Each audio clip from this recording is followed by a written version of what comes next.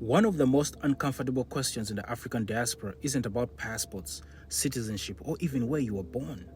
It's about language. Somewhere along the line, a quiet rule appeared in many African communities.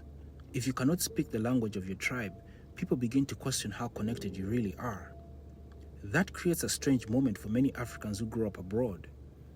You arrive in your parents' village, you greet the elders, you sit down with relatives who have known your family for generations.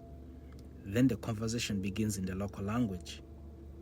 And you sit there, smiling, nodding, waiting for someone to translate for you. In that moment, something uncomfortable happens. It's not exactly that people think you're not African. It's more complicated than that. It's embarrassment. Not just your embarrassment, but the quiet embarrassment people assume your parents should feel. In many African societies, language is not just communication, it is proof of belonging.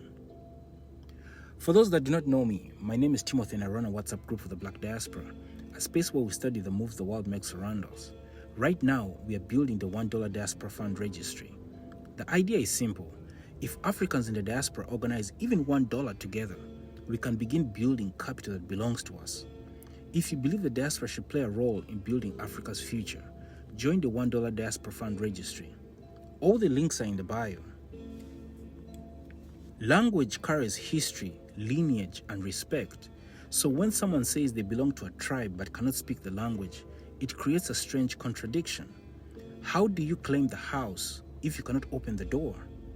That tension shows up in subtle ways. Someone might laugh and say, "Oh, the foreigner has arrived." Another might say, "Your parents forgot to teach you." Some will admire you because your accent sounds Western. Others will quietly judge you for that too. The same accent that brings admiration in one moment can bring suspicion in another. Losing a language in the diaspora is not always about pride or arrogance. Most of the time, it is simply the result of migration. Your parents moved to survive, find work, and build a future. When children grow up in a new country, the language of school, friends, television, and everyday life become dominant. English in the United States, French in parts of Europe, Arabic in the Gulf. The language that surrounds you eventually becomes the language that shapes you.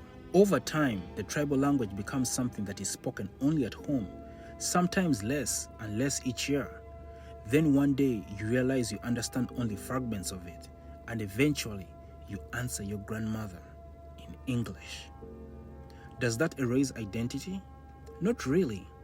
Identity is deeper than vocabulary. Identity lives in values, memory, culture, and connection. You can speak perfect Luganda, Yoruba, or Wolof and still feel disconnected from your people.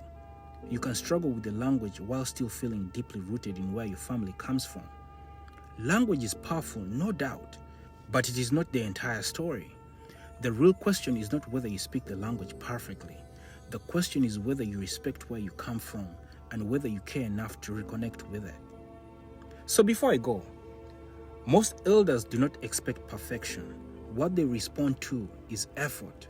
When someone says, "I didn't grow up speaking it, but I want to learn," the tone of the room changes immediately.